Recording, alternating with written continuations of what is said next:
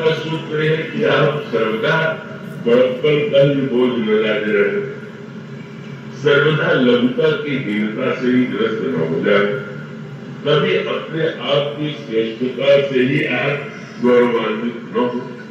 का वस्तुतः यह जो व्यवहार का सूत्र है हनुमान जी के चरित्र में, अपना कोई अभिमान नहीं, अपना कोई स्वार्थ नहीं, अपनी कोई प्रशंसा नहीं। इसलिए हनुमान जी जब रावण की सभा में पकड़ करके बुलाए गए तो रावण का उद्देश्य दो था। एक तो बंदर देख ले कि हमारे यहाँ कितने शक्तिशाली हमारे योद्धा है, हमारा पुत्र कितना शक्तिशाली, और दूसरी ओर वो सभा में हनुमान जी को जोड़ कर करके लज्जित करना चाहता। हनुमान जी रावण की सभा में पहुंच गए और उस सभा में जहाँ पर दसों दिशाओं में देवता हाथ जोड़कर, राक्षस तो उस सभा में नहीं है, देवता भी हाथ जोड़े खड़े। ये देवता बेचारे लाचार, रावण की सभा में हाथ जोड़े खड़े रहेंगे और रावण की सभा में ये जो स्वार्थी व्यक्ति होता है वो उसकी कला यही होती है, आए देव सदा स्वार्थी, अपना स्वार्थ जहां से दो, रामाय नमः रावणाय नमः, रामाय स्वस्ति रावणाय स्वस्ति। तो हनुमान जी ने दृश्य को देखा पर रावण को समझता था कि जब बंदर ये दृश्य देखेगा तो सोच लेगा तेरे मैंने कितनी बड़ी भूल कर दी। लेकिन जब रावण हनुमान जी आए सभा में तो रावण ध्यान से देखा, देखे इस बंदर की आकृति पर इस सभा और मेरे ऐश्वर्य और प्रताप को देख करके कैसा हाथ है। तो वो समझी ने कहा, कर जोड़े सुरभि का विभूति विलोक कहीं सकल सभीता, सबकी दृष्टि रावण की भावों की हो। डर के मारे कांप रहे, हनुमान जी को नहीं कांप रहे। हनुमान जी की दृष्टि भी अगर रावण की भावों की ओर होती तो हो सकता था उन्हें डर लगता, पर हनुमान जी की दृष्टि तो उन भावों की ओर है। उमा राम की त्रिपुटी विलासा, कोई विश्व पूरी पावे भगवान विभूति, जिसके एक बार देख लेने से संसार बन जाता है, एक बार वो सृष्टि अन्य मूल लेता है, पूर्ण हो जाता है। उन प्रभु की विभूति को जानने वाला रावण की विभूति को क्या समझेगा। तो देखिए प्रताप में कपिमण शंका, जिन हरिगर्म गुरु असंका, कपिनु विरोह की दशानन, बिरसा कह दुर्बार और सुत बद सुरत की गुनी उपजा है विशाल। यही संसारी लोगों की दशा, कभी ऊपर कुछ और भीतर कुछ। रावण हनुमान जी को देख के हंस रहा है, लगता है इतना सफल मेरे सामने बना हुआ है, पर याद आ गया इसी ने तो मेरे पुत्र अक्षय कुमार को मारा, बड़े बड़े सेनापतियों को मारा।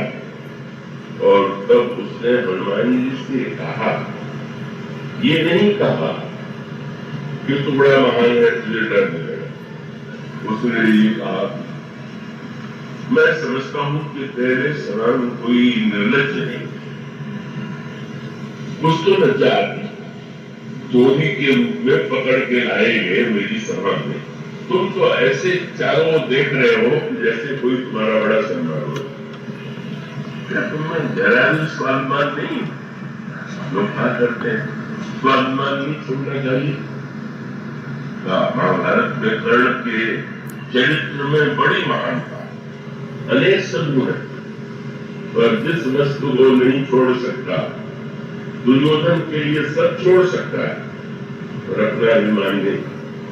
जब युद्ध के प्रारंभ में भीष्म पितामह से दुर्योधन ने पूछा कि महाराज दोनों ओर के जो बड़े बड़े योद्धा हैं उनका जरा आप महारथी उस समय सबसे बड़ा माना जाता था, उनके विषय में कुछ कहिए। तो भीष्म ने सबका नाम ले डाला, इधर के योद्धा उधर के योद्धा, और उन्होंने नाम कर्ण का दिया। दुर्योधन के मन में तो सबसे बड़ा विश्वास कर्ण का, उसको लगा कि वृद्धावस्था के समय लगता है पितामह कुछ भूलने लगे, कर्ण को भूल गए क्या?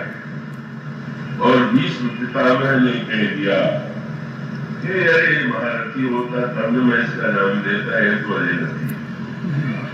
तो जानते हैं मैं सब कुछ दुर्योधन के छोड़ने के लिए प्रस्तुत था, पर ये सुनकर कि मुझे भीष्म ने अधिरथी कहा, यही कहा कि अरे बूढ़े जब तक तू नहीं मरेगा तब तक मैं शस्त्र लेता हूँ।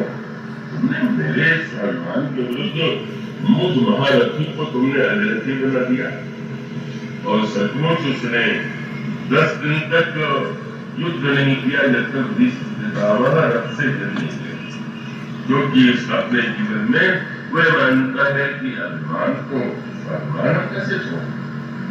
इसलिए तो बड़ा कौतुक आता है कि भगवान ने जब सुना कि कर्ण ने प्रतिज्ञा की है कि जब तक भीष्म पितामह नहीं मरेंगे या अलग नहीं होंगे युद्ध से मैं नहीं लड़ूंगा, तो आप मुस्कुराते हुए कर्ण के पास पहुंच गए। बोले मैंने सुना है कि तुम युद्ध नहीं करने वाले हो, तो 9 को 10 दिन घर से लड़ लो, आप तुम 10 दिन लड़ लेना। भगवान आशा नहीं छोड़ते, शायद यहाँ आकर के परिस्थिति को दुर्गुण है, लड़ने का मेरे इस तरह से तुम न करें, मैं लड़ूंगा नहीं, तो मेरे सम्मान के लिए लड़ूंगा। हनुमान जी को बाढ़ करके नाग पास से खड़ा कर दिया गया है, तोड़ के खड़े खोले स्थान, और रावण ने कहता देखो वह कैसे कोई, और तब हनुमान जी ने कहा मोह ने कछु बांधे कर लाया, रावण ने मुझे बंधने में कोई संकोच न अपमानित होने में कोई संकोच, तुम चाहे तो कुछ मुझे अपमानित करो, चाहे जितना अपमानित करो, चाहे तो कुछ करो, और वही मानो हनुमान जी की मानता है। मोहिनी ने कछु बांधे कर लाया, क्योंकि कीन चढ़ो निज प्रभु कर खाए, मेरे निर्लज्ज कहलाने से, चोर कहलाने से, अपमानित होने से अगर प्रभु का कार्य पूरा होता है तो मुझे कुछ नहीं। यह तो हनुमान जी की इतनी शक्ति होते हुए भी यह तो हनुमान जी का चरित्र है, यह बताता है कि हनुमान जी की आंतर की स्थिति कितनी ऊंची, और इसीलिए हनुमान जी वो जो रहस्य वाक्य में है वो क्या था, जब ब्रह्म लोक करके हनुमान जी आए तो भयंकर संवाद तो आई, पर एक दिन प्रभु ने एकांत में हनुमान जी की प्रशंसा करते हुए कहा कि हनुमान तुमने लंका में कितना रावण को भी शिक्षा देने की चेष्टा की, भले उसने उसको नहीं स्वीकार किया, विभीषण को की तुमने शिक्षा दी, तो हनुमान जी ने कहा कि प्रभु मैं शिक्षा देने तो नहीं है, आपने तो मुझे शिक्षा लेने के लिए भेजा। प्रभु ने सुना करके पूछा तुम्हें क्या शिक्षा?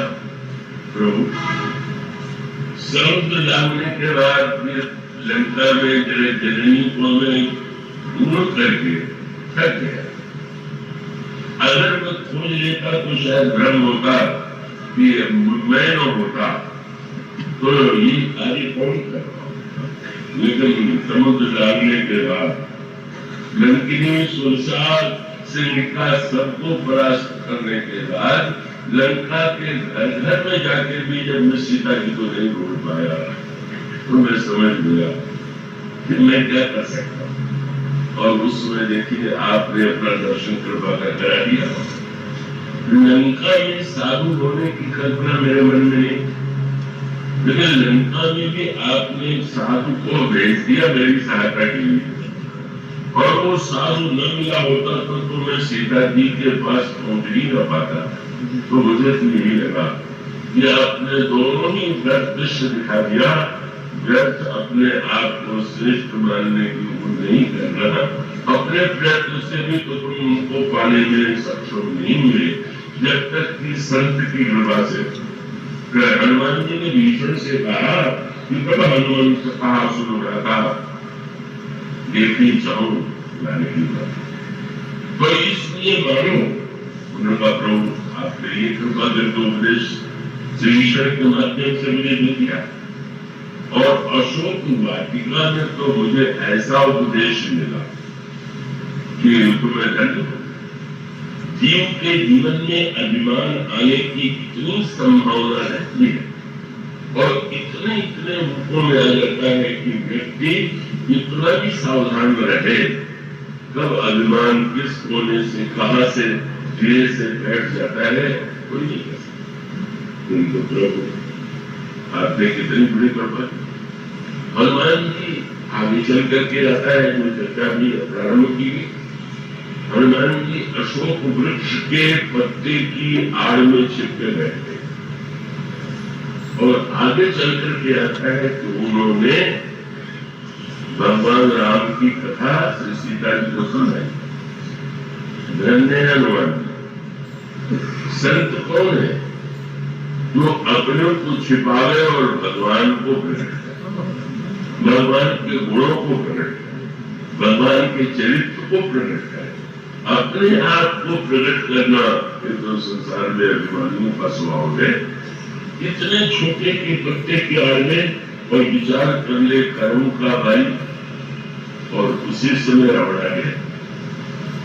रावण आ गया तो बोला कि दूसरी बात होगी। हनुमान जी तो चाहते हैं कि मैं श्री किशोर जी के पास पहुंच जाऊं, लेकिन वो फोटो पहुंच नहीं पाए, वहां निकट होकर के भी रावण आ गया। और हनुमान जी ने जो संवाद सुना उससे हनुमान जी ने कहा प्रभु उस संवाद के जो दृश्य थे वो इतने प्रेरक थे कि मैं तो धन्य हो गया। और उस संवाद की पराकाष्ठा यह थी कि रावण सारे ऐश्वर्य वैभव के साथ जगत जननी को अपनी ओर देखने के लिए प्रेरित कर रहा था और उन्होंने दृष्टि नहीं डाली। रावण ने कहा सब रावण सुरसुख सियानी मंदोदरी आदि सब रानी कौ अनुचरी कर्म पर मोरा एक बार दिलो मोरा। वही मैंने ये भी दृश्य देख लिया कि रावण ने किशोरी जी रावण की ओर से किशोरी जी ने दृष्टि में नहीं डाली। पर उसी समय श्री किशोरी जी रावण के बातों का उत्तर देने के लिए जब उन्होंने तिनके को हाथ में ले लिया तो मैं समझ गया कि आप यह बताना चाहते हैं कि समस्त ऐश्वर्य के द्वारा भी व्यक्ति भक्त नहीं पा सकता है। दृढ़ बन करके ही व्यक्ति किशोरी जी के दरबारों में हो सकता। जिसमें छोटे बनने की व्यक्ति है, जितने में आप लोग कहते हैं भक्त हुआ है दृढ़ नीचे न करो दृष्टा जो दृढ़ की अपेक्षा। और तब उस दृश्य की आप कल्पना कीजिए कि जब श्री सीता जी के उत्तर से क्रुद्ध होकर के रावण तलवार निकाल देता है और मारने की दौड़ पड़ता है। अब आप सोचे हनुमान जी ऊपर बैठे हुए और ऊपर बैठे हुए हनुमान जी के सामने ही रावण तलवार लेकर के जा रहा है। हनुमान जी में आवाज बल है और ये तो हो सकता था कि हनुमान जी कूद पड़ते, रावण की तलवार छीन लेते, रावण का सिर काट देते हो तो सब मौत होगी। पर हनुमान जी ने कहा प्रभु मैं कुछ सोच करके करूं उसके स्थान पर जो दृश्य मैंने देखा तो मैं समझ गया कि आपने मुझे यहाँ शिक्षा लेने के लिए भेजा। मुझे गुजरना नहीं पड़ा और मंदोदरी ने आगे बढ़ करके जब रावण का हाथ पकड़ लिया तो मेरे आंखों में सोच के आंसू आ गया कि मंदोदरी को तो प्रसन्न होना चाहिए कि सीता का सिर कट जाए, क्योंकि रावण अभी कह रहा था सीता जी से तुम मेरी ओर दृष्टि डालो तो ये मेरी जितनी रानियां हैं तुम्हारी दासी बन की सेवा करें। लेकिन मंदोदरी ने जब हाथ पकड़ लिया तो कहा प्रभु मैं समझ गया कि आप जिससे जो काम देना चाहें मुझे कोई क्या तरफ महत्व था मेरा। आपको बचाना था तो आपने मंदोदरी रावण की पत्नी से ही वो काम करा दिया। हनुमान से कराने को आश्चर्य क्या है जब आप मंदोदरी से भी जो कार्य करा लेते। और उसके बाद तो प्रभु और आश्चर्य हुआ। मंडोदरी के पहले से रावण रुक गया, रावण चला गया, पर जाते जाते उसने राक्षसियों से ये कह दिया कि सीता को डराओ। और जब राक्षसियां डराने लगी तो फिर मेरे सामने एक संकट था कि जो सीता जी को डरा रही है उसे कैसे डरा करना चाहिए। पर उसी समय जब एक उन राक्षसियों में ऐसी राक्षसी निकली कि उस बड़े से बड़े भक्त और संत को भी उतना मैंने सर्वज्ञ नहीं पाया जितना उस राक्षसी को पाया। क्या उस राक्षसी ने कहा कि आज मैंने सपना देखा है कि बंदर लंका गया हुआ। और मोहन जी सोचने लगे, जागृत में भी लोग जो कभी नहीं देख पाए और स्वप्न में भी इन्होंने देख लिया। लंका पास जिसके लिए वो समझे सफेद जिसका नाम राक्षसी एका राम चरण रति निपुण विवेका। भगवान राम के चरणों में जिसकी रति है कि वह रति जिसको हर की पाना चाहते हैं, अर्थ धर्म काम चाहो निर्माण जन्म जन्म जन्म राम पर जिसका ने कभी भगवान को नहीं देखा, भगवान के धाम में नहीं गए और वो भगवान के चरणों में इतनी रति, इतनी भक्ति, इतना विवेक। और प्रभु इसको सुनकर के तो मैं हैरान था ही, लेकिन जब उस कृष्णा ने कहा कि मैंने देखा है कि बंदर ने लंका को जलाया, तब मैं चिंतित हो गया। आपने तो मुझसे बिल्कुल नहीं कहा था कि तुम्हें लंका जला दिया। आपने तो मुझसे यही कहा था कि जाकर के वो प्रकार सीते समझायो, कल बल विरह वेगी तुम आयो। ये लंका जलाने वाली बात हनुमान जी के उस बात पे आप पर विचार कीजिए।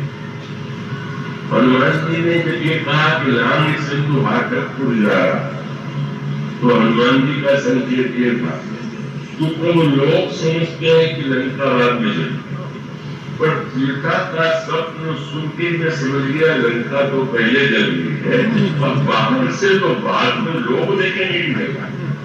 इसलिए हनुमान जी ने क्रम को बदल दिया। हनुमान जी का समुद्र डालने के बाद लंका जल गई और उसका संकेत ये था। तुरंता ने कह दिया कि सपने बानर लंका जारी, जादूधार सेना संभारी। हनुमान जी ने ठीक उसी क्रम का पालन, सपने में लंका जला दिया और बंदर जला देगा, राक्षसों को मारेगा। हनुमान जी वही क्रम तो बता रहे। राम से हाटकपुर जा, निश्चय बराबर फिर बुला, इसमें भी क्रम बन। पहले विपिन उदारा तब निश्चय गड़बड़। और ऐसा तो नहीं हनुमान जी कहते, लंका जलाई गई, निशाचर मारे गए, बाप लड़ा गया। और ये दोनों बात को उलट करके हनुमान जी ने सपने का ही आश्रय लिया। कृष्णा ने कहा था वो सपने बानर लंका जारी और जात उधार सेना संभारी। हनुमान जी का संकेत था प्रभु आप तो ये कह रहे हैं कि हनुमान तुमने लंका को कैसे जलाया, मुझे तो आपने न आज्ञा दिया न मुझे कोई ऐसा आदेश था, आपके अंतःकरण में कोई संकल्प आया और संकल्प के लिए हमें ये गर्व न हो जाए कि मैं प्रभु के कितने निकट हूं, तो आपने कितना बड़ा कौतुक कर दिया। क्या बोले आधी बात तो आपने मुझे बताई और आधी बात लंका वाले संत को बताई और ये कह दिया कि इनको बता देना, तो मैं समझ गया कि वो तो लंका में जितने महान संत हैं उसके सामने तो मैं कुछ नहीं। मानो हनुमान जी को प्रतिक्षण यह अनुभूति हो रही है, प्रतिक्षण हर दृश्य में, और हनुमान जी को वही प्रतीत होता है। क्योंकि वो हनुमान जी का अभिप्राय था कि प्रभु अगर मेरे मन में कोई भक्ति हो तो हमको दूर हो गया। रावण की सभा में बंदी बना करके मैं पहुंचाया गया और रावण ने कहा बंदी कुमार डाल, तो मैंने नहीं प्रयत्न किया क्योंकि मैं समझ गया कि आप जिससे जो काम लेना चाहते लेते, मैं नहीं बचाऊंगा। देखें प्रभु की क्या योजना है। और जब मैंने देखा कि विभीषण आ गए और उन्होंने रावण को प्रणाम करके कहा नहीं कि विरोध में मारिए दूता, तो प्रभु ने देख लिया। पहले आपने रावण की पत्नी से अपना काम लिया, फिर आपने रावण के छोटे भाई से अपना काम लिया, और सीमा तो तब हो गई तो रावण ने ये कहा कि अच्छा बंदर को मारेंगे तो नहीं, पर इसके पूंछ में कपड़ा लपेट करके तेल डाल करके आग लगा दो। तो मैं सोचने लगा कि प्रभु का स्वप्न भी सत्य था। लंका जलाने के लिए कहां से आग ले आता, कहां से कपड़ा ले आता, कहां से घी ले आता, सारा प्रबंध हो गया। और वो प्रबंध आपने रावण से करा गया। रावण की पत्नी प्लस रावण का भाई पर स्वयं रावण से भी आपने जो कहा वो करा दिया। मैं समझ गया कि वस्तुतः सर्वशक्तिमान तो आप ही हैं, जिसके द्वारा जो जैसा करना चाहते हैं वो आपका ही होता है, आपके द्वारा ही होता है। लांग सिंधुहाटपुर जारा निश्चर गणपति विपिन उजारा, तो सबको प्रताप उड़ाई नाथ कछुक मोरी मनसाई।